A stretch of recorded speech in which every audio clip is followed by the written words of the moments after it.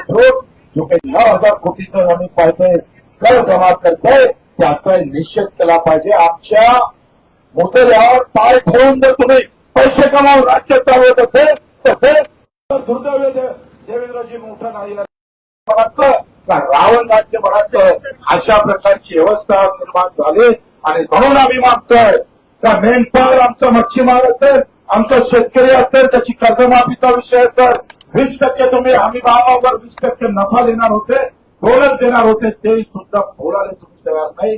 काल समिती जाहीर केली पण देवेंद्रजींना मीडियासमोर काय सांगितलं माहित आहे, यावर्षी पीक पाणी चांगलं आहे आणि पीक पाणी चांगलं आहे त्याच्यामुळे यावर्षी कर्जमाफी द्यायची गरज पडणार नाही. देवेंद्रजी तुम्ही हुशार आहे, ऍडव्होकेट आहे, अर्थाचा तुम्हाला अर्थाचं खूप चांगलं नॉलेज आहे आणि मग असं असताना जेव्हा जे आहे त्या हमी भावामध्ये 33 रुपये, त्याच्या हमी भावाचा रेट आहे 33,300 रुपये आणि ज्वारी रिकॉर्ड असतं 1,500 रुपये. अजूनही पोर्टल सुरू केलं, अजूनही ज्वारीचे खरेदी केंद्र सुरू झाले नाही.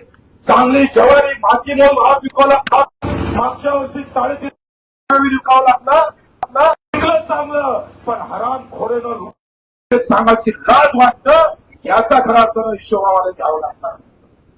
पण या हिशोबासाठी आम्ही पाहतोय ही लढाई जातीपाती धर्माची पंथाची भावनेची नाही आहे, ही लढाई पैशाची आहे, अर्थभेदाची आहे. आम्ही पाहतोय आम्ही जे कष्ट करून आम्हाला जे पैसा भेटत नाही लुटलं जातं आणि श्रीमंताचे घरं भरल्या जातं, त्याच्या विरोधातली ही लढाई आपण लढतो आहे.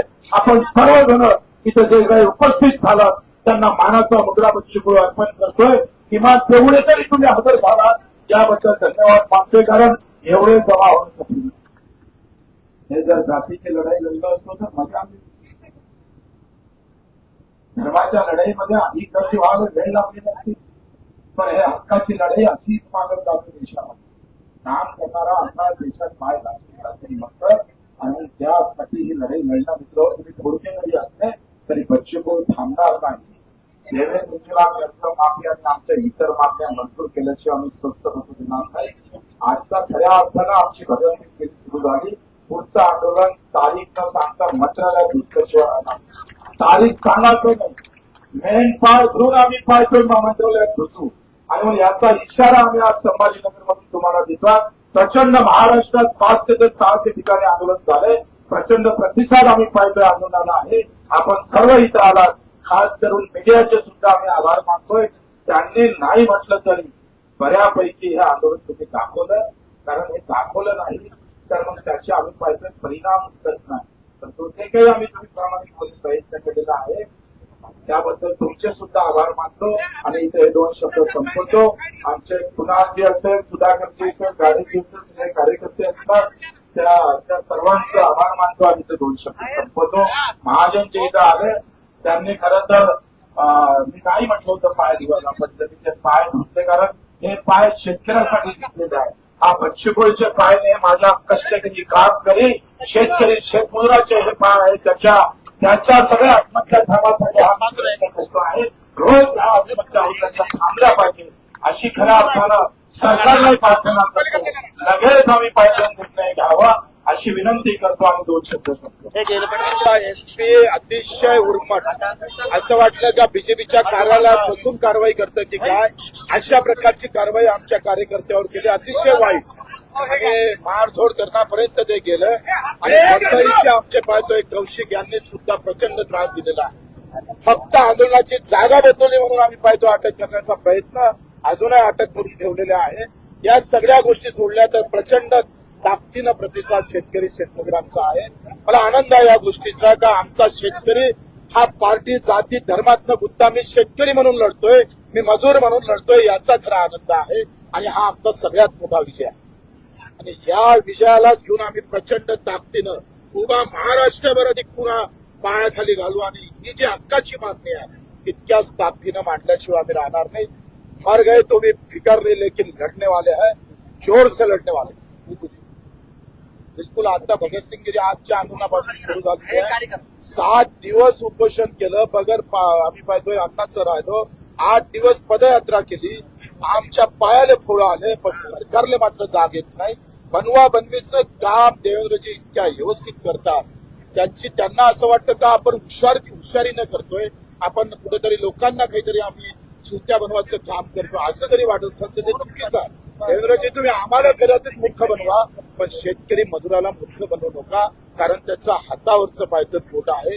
त्याचे हात थांबले का त्याचं पोट थांबतं, आणि त्याचे हात थांबले तर तुमचं सुद्धा अन्न थांबल्याशिवाय राहणार नाही. ते लक्षात घ्या. इथून आम्ही पूरतांब्याला जात आहोत. पुन्हा आम्ही पाहतोय संपाची हाक त्या पूरतांब्याच्या शेतकऱ्याच्या माध्यमातून देता येईल का येत्या काळामध्ये, त्याचाही प्रयत्न आम्ही करतोच ना. तिकडे सांगायला लागते. तो प्रयत्न नेहमी होतच असतं.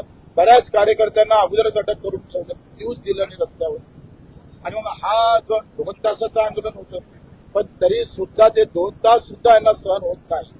कुठेतरी आंदोलनकरी कोणी नसलंच पाहिजे, अशी जी मानसिकता भाजपची आहे ते फार चुकीची आहे. खरं तर आम्ही पाहतो आंदोलनात जितका देश जिवंत होता तेव्हा स्वातंत्र्यात नाही. आणि आता आंदोलनकारी संपले पाहिजे. तुमच्या आंदोलनाला एमआयएम असेल, मनसे असेल, यांनी एक प्रकारे पाठिंबा दर्शवलेला आहे. येत्या काळामध्ये नवीन समीकरण पाहायला मिळू शकतात. आता राजकीय हा विषय इथे नसला पाहिजे. आम्ही राजकारणासाठी एक होत नाही, मुद्द्यासाठी एक होतो आहे. राजकारणासाठी अनेक पैलू आहेत, परंतु हा मुद्दा महत्वाचा आहे. मुद्द्यासाठी मनसेपासून एमआयएम असेल, काही काँग्रेसची मंडळी आहे, काही उभाटाची आहे, त्या सगळ्यांनी मदत केली आहे ना, त्या त्या ठिकाणी मदत केली, आणि आजचा आनंद आहे. मला वाटतंय इथं राजकारण आणण्याची गरज नाही. मी तर सांगितलं, आमचा झेंडा बाजूला ठेवून बच्चूकडू हा विषय इथं महत्वाचा नाही, शेतकरी शेतमजूर हा विषय महत्वाचा आहे. त्याचं जगणं किती कठीण चाललं ते फार महत्वाचं आहे. कृषी मंत्र्यांच्या राजीनाम्याची मागणी सतत होते. आता तुम्ही त्यावेळेस निवडणुकीच्या वेळेस योग्य वेळी म्हटलं नाही ना, 7-12 खोराच म्हटलं. त्याच्यात योग्य वेळी म्हटलं असतं तर आम्ही आंदोलन केलं नसतं. आता म्हणतो पीक चांगले आहे यावर्षी, आणि म्हणून कर्जमाफी देत नाही. पण पिकापेक्षा भाव किती भेटतं ते महत्वाचं आहे. आणि स्वामीनाथननं काय म्हटलं होतं का, उत्पादनापेक्षा उत्पन्न महत्वाचं, आणि मग उत्पादन वाढून चालणार नाही, तर उत्पन्न आलं पाहिजे. उत्पन्नच येत नाही, पैसाच येत नाही शेतकऱ्याच्या हातात. आता हे मेंढपाळ आहे, त्यांना चारायला जागाच नाही. हो, कुठे चारणार आहे ते मेंढपाळ?